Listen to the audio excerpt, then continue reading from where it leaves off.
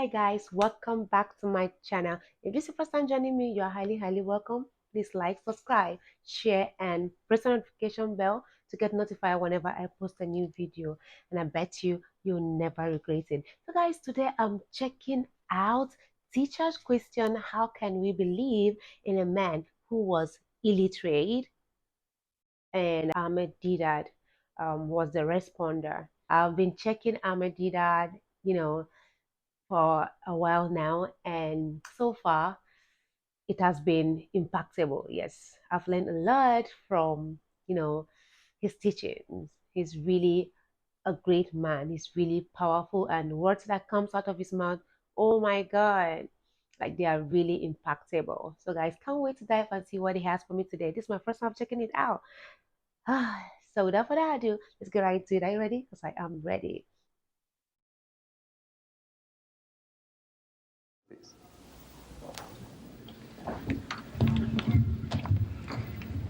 When I came to the meeting tonight, I wasn't quite sure what I was coming to.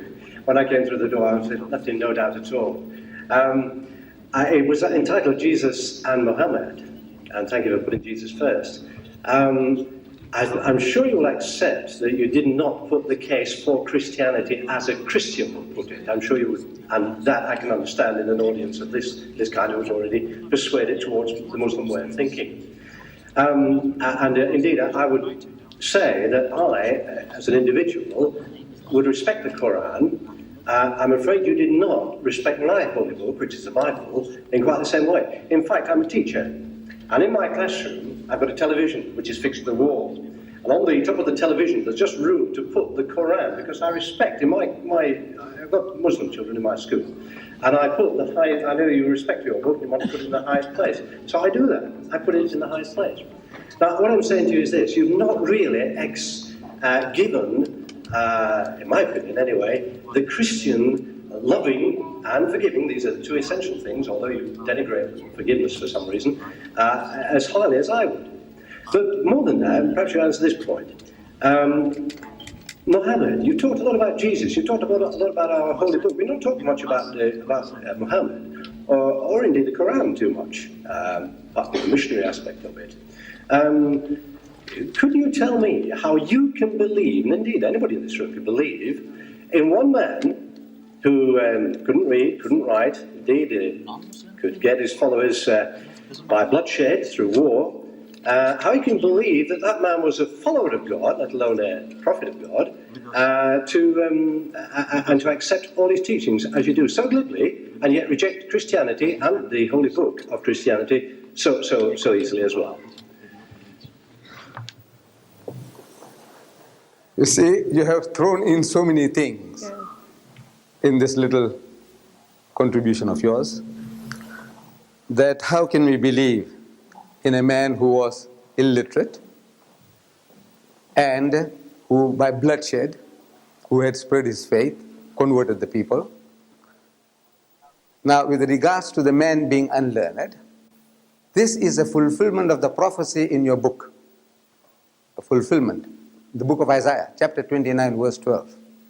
It says there, and the book is given to him that is not learned. The book, please. The book is given to him that is not learned, saying, read. And he says, I am not learned.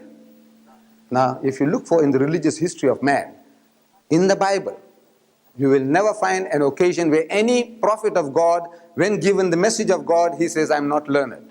But if you read any biography of Muhammad, any written by Muslims or non-Muslims, they will tell you that the first revelation that was given to him in Ghar Hira, the Mount of Hira, when the angel of God comes to him and commands him in his mother tongue, he says, Iqra, read.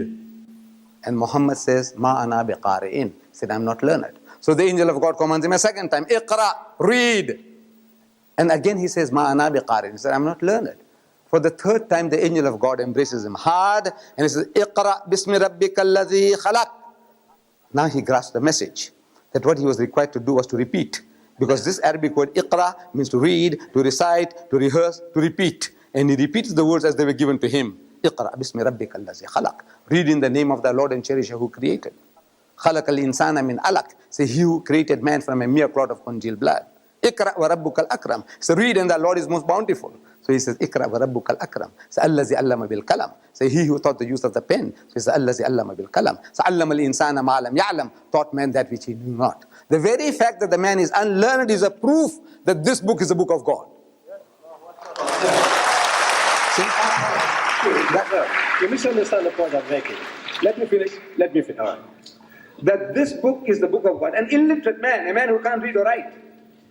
Excuse me, look, don't disturb the gentleman. This man can't listen to two persons at the same time. Nobody can.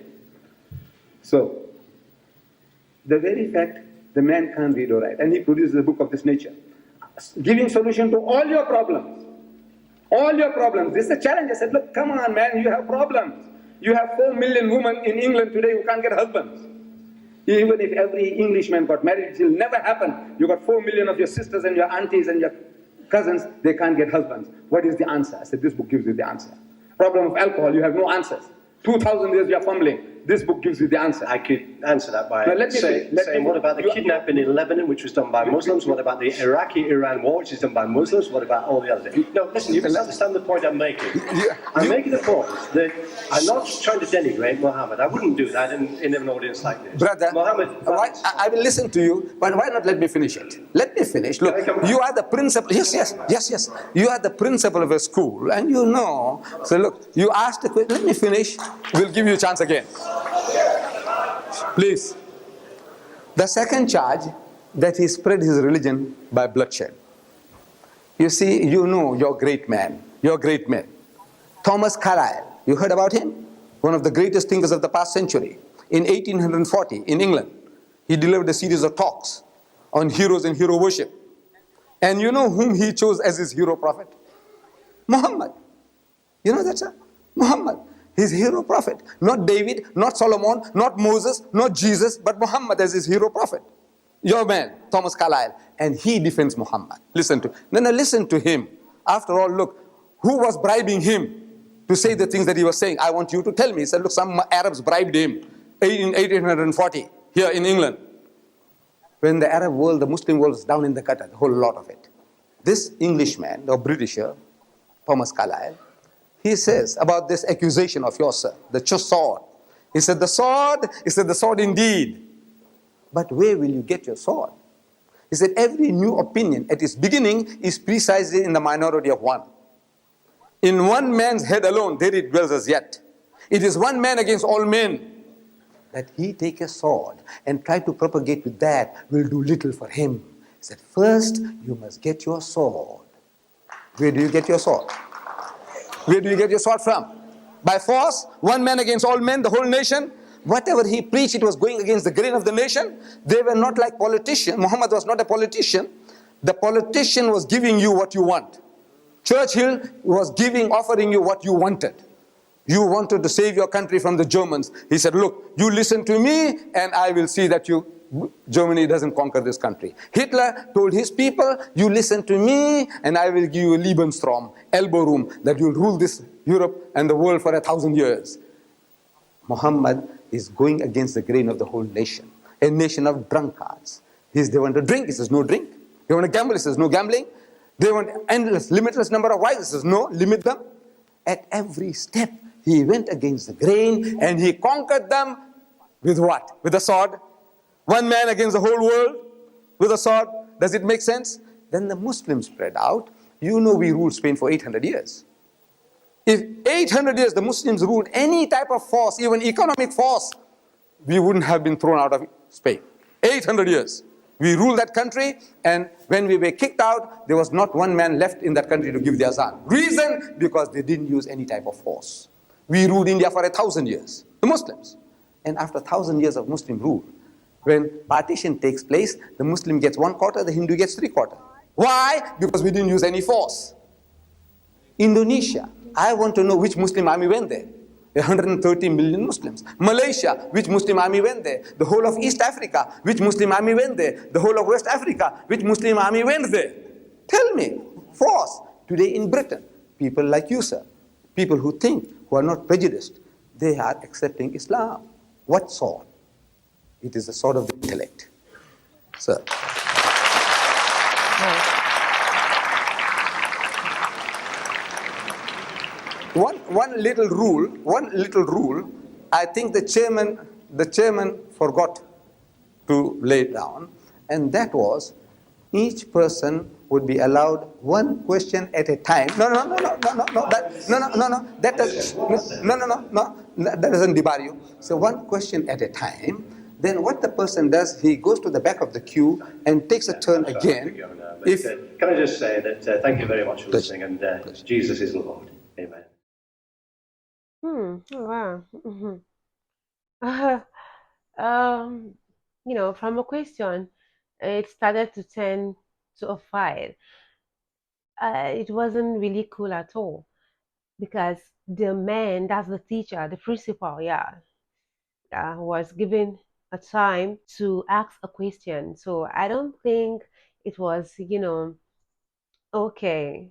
It wasn't really respectful for him to like interrupt when answers is being given to him. So I think he really had to, apologize for this because it's not really cool because he was given his own time and while they were answering and he was also, interrupting, which is not a good thing to do at all. Yeah, so but this message was passed, very clear and well understood. I this world, like things are really, really complicated. Things are really, really complicated. And because we are the ones making it to look that way. The truth is open for us to like, follow. The, Bible verse he made mention was very clear because he quoted from the Bible. He quoted from the Bible. Why? Because the gentleman that asked the question was a Christian. So he had to like point it out from his belief. That is the Bible. And it was really clear and well understood.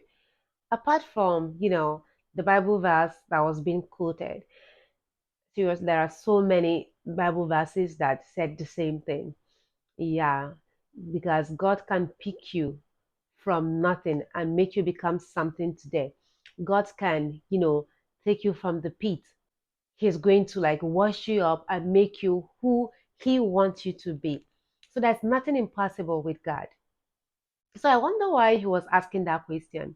Because when God chooses you to work for Him, He is going to provide everything needed. Yes, He's going to provide everything needed. And when something is to be fulfilled, and it is you that is being chosen to fulfill that, you would do it. Look at the life of Jonah. Jonah was being sent, but Jonah refused. He was thinking the people would not listen to him. You see what happened to him? He ended up in the belly of the fish. And later he had to go, you know, accomplish what he's been sent to do. So, guys, we have to, before we ask question, we should really think about the question. Our God is a God that can do and undo things. There's nothing impossible for him. So, even if Prophet Muhammad is an illiterate, God can, make him do what he wants him to do because he's the greatest and he created us. So why should someone ask this kind of question? Because he's an illiterate, so nothing can come out of him or what? Even real life, God is doing marvelous things in people's life. God can take you out from the pit and make you become something. We are seeing it. It's happening around us. I'm just thinking, and you know, why would someone ask this kind of question? Does the person really believe in God? Oh, well, I would like to hear your opinion on this. Seriously, guys, I would like to hear your opinion on this. So you can drop it in the comment section below.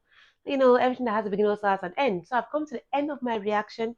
But before I go, I would like to thank my recommender for making me check this out.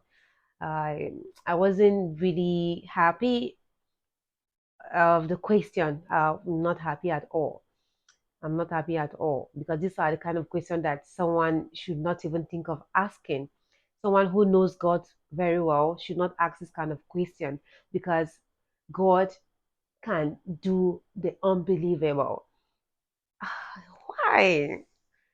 I'm still in shock. Well, so guys, you share this video.